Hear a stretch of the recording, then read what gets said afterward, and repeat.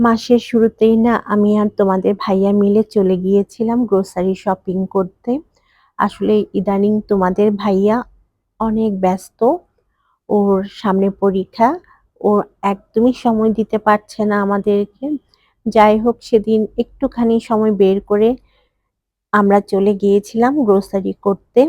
আজকে তোমাদের সাথে শেয়ার করব আমি এই মাসের গ্রোসারি কি এনেছি। প্রতি মাসেই তোমাদের সাথে আমি শেয়ার করি আমার গ্রোসারি শপিং গুলো যেন তোমাদের একটু আইডিয়া হতে পারে সংসারে কি লাগে সে ব্যাপারে। আমি না তোমাদের সাথে এগুলো শেয়ার করতে খুব পছন্দ করি। তার জন্য দেখা যায় সবসময় তোমাদের জন্য ভিডিও করে রাখি। প্রথমে আমি এখানে ফ্রোজেন যে আইটেমগুলো এনেছি সেগুলোই বের করছি। এগুলো না অনেকক্ষণ হয়ে গিয়েছে। ফ্রিজে না রাখলে এগুলো একদম নষ্ট হয়ে যাবে।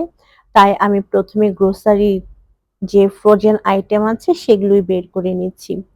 তোমরা না যখন বাজারে যাবে তখন ফ্রোজেন আইটেমগুলো যখন কিনবে তখন বাসায় আসার সাথে সাথেই না এগুলো ফ্রিজে রেখে দিবে। অবশ্যই ডিপ ফ্রিজে রাখবে, না হয়তো এগুলো নষ্ট হয়ে যাবে। আমি এখানে এনেছি ফ্রোজেন পরোটা, চিকেন নাগেট, মিটবল, তারপর এনেছি মোমোস। সাহিল না এই ফ্রোজেন জিনিসগুলো খেতে অনেক পছন্দ করে। তাছাড়া আমিও বেশি করে নিয়ে আসি যেন ওদের স্কুলের টিফিনে দিতে পারি। যেহেতু ওরা অনেক সকালবেলা স্কুলে যায়, আমার না এত সকালে উঠে টিফিন বানাতে ইচ্ছা করে না। যার কারণে ফ্রোজেন এই জিনিসগুলো কিনে নিয়ে আসি ওদেরকে টিফিনে দিয়ে দিই। তো একে আমি সবগুলো বাজার বের করে নিচ্ছিলাম। ফ্রোজেন যা এনেছি সব বের করে নিয়েছি।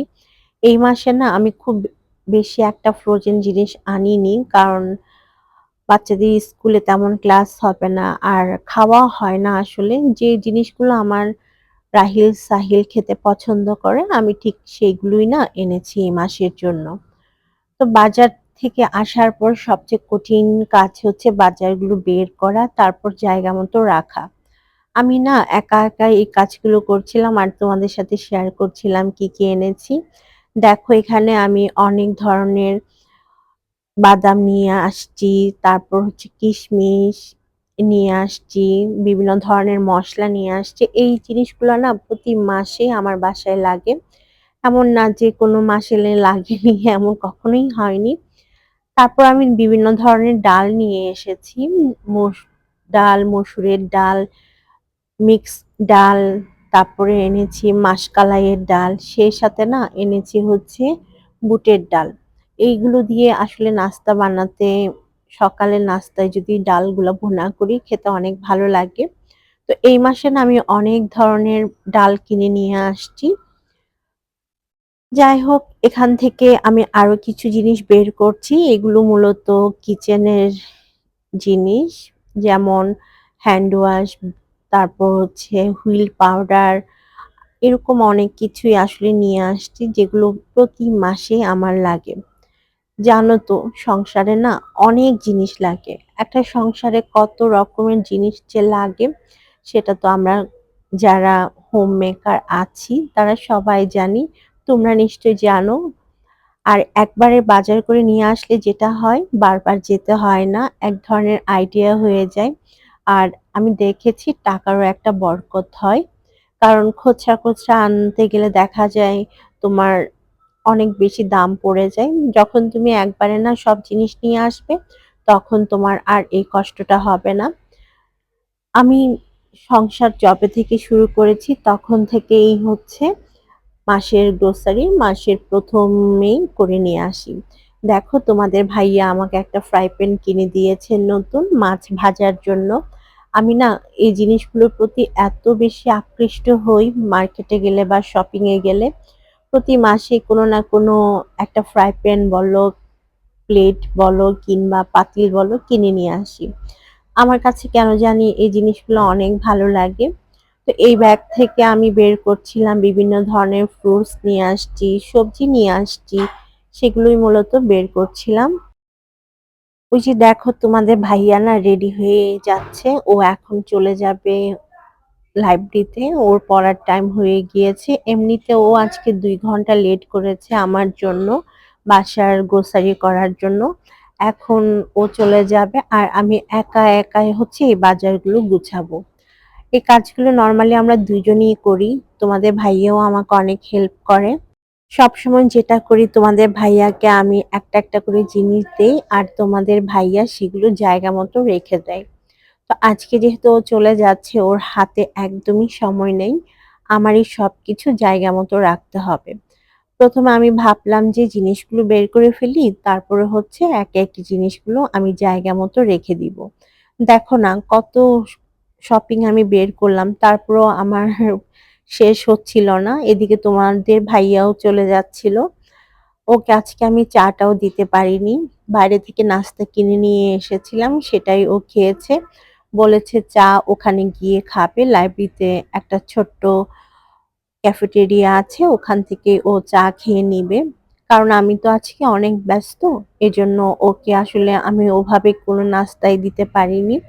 ভাগ্যিস আমি বাইরে থেকে নাস্তা নিয়ে এসেছিলাম ছেলেদের জন্য আর তোমাদের ভাইয়ার জন্য। আসলে ছেলেদের জন্য গ্রিল চিকেন আর নান নিয়ে এসেছিলাম। তখন না তোমাদের ভাইয়ার জন্য নিয়ে এসেছিলাম।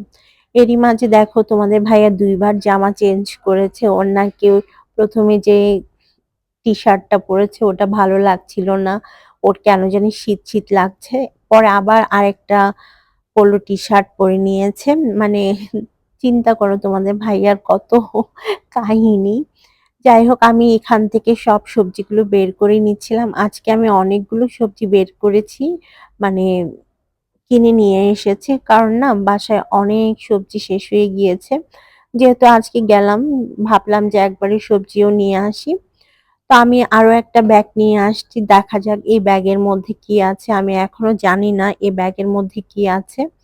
তো এখান থেকে আমি প্রথমে নারকেল নিয়ে আসছি। যেহেতু শীতকাল চলে আসছে, শীতের সময় তো পিঠা খেতে হবে। তাই ভাবলাম গুড় আর নারকেল নিয়ে যাই। কোনো একটা পিঠা ওদেরকে বানিয়ে খাওয়াবো। আমি খুব একটা পিঠা বানাতে পারি না, তবে চেষ্টা করি আরকি। যাই হোক মোটামুটি হয়, খুব খারাপও হয় তা না। তো পিঠা খাওয়ার জন্য আমি কিন্তু চালের গুঁড়াও নিয়ে আসছি। এগুলা শুকনা চালের গুঁড়া। পিঠা খুব ভালো হয় ভেজা চালের গুঁড়া দিয়ে। তবে আমার যেহেতু ভেজা চাল গুঁড়া করার মতো অবস্থা নেই, তাই আমি শুকনা চালের গুঁড়া দিয়ে পিঠা বানিয়ে খাওয়াবো। কারণ হচ্ছে আমি যে জায়গায় থাকি সেখানে চাল ভাঙানোর যে মেশিনগুলো থাকে, আশেপাশে তেমন কোনো দোকান নাই। অনেক দূরে যেতে হবে। আর এখন তো তোমাদের ভাইয়ারও সময় নেই যাওয়ার মতো। তাই হচ্ছে এবার আমি মানে এবারের শীতে আমি কোনো চাল গুঁড়া করিনি। আর দেখো আমি যে চাল নিয়ে আসছি খাওয়ার জন্য সে চালের মধ্যে না বিম লিকুইড পড়ে একদম ভিজে গেছে। তো এগুলো আমি বের করে নিচ্ছিলাম আর কিচেনে রেখে আসছিলাম। কারণ পুরা ব্যাগের মধ্যে হচ্ছে লিকুইডটা পড়ে গেছে। আর এই ব্যাগের মধ্যে আছে আদা, রসুন, পেঁয়াজ, আলু এগুলো। তাই এই ব্যাগটা আমি আর ওপেন করলাম না। এটা আমি রান্নাঘরে রেখে আসলাম। আর তোমাদের ভাইয়া এখন চলে যাবে। যাওয়ার আগে আমাকে বলছিল এখন ঠিক আছে কিনা ওর জামা কাপড়। তো আমি বললাম হ্যাঁ, এখন ঠিক আছে তুমি যাও। তো ওকে আমি দরজা পর্যন্ত এগিয়ে দিয়ে আসলাম।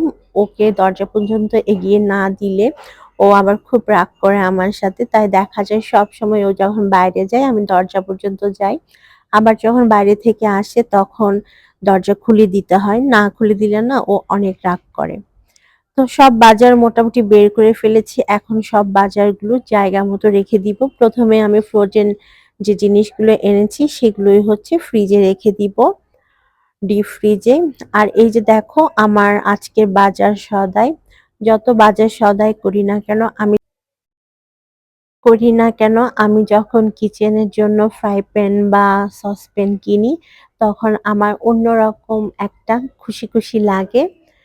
তো আজকেও যেহেতু একটা সসপ্যান বা ফ্রাই প্যান কিনেছি তাই অনেক ভালো লাগছে। তো আজকের ব্লগটা এতটুকুই, এমনিতেই অনেক বড় হয়ে গিয়েছে। তোমরা সবাই ভালো থেকো আর আমি এখন বাজারগুলো গুছিয়ে নিই। আল্লাহ হাফেজ।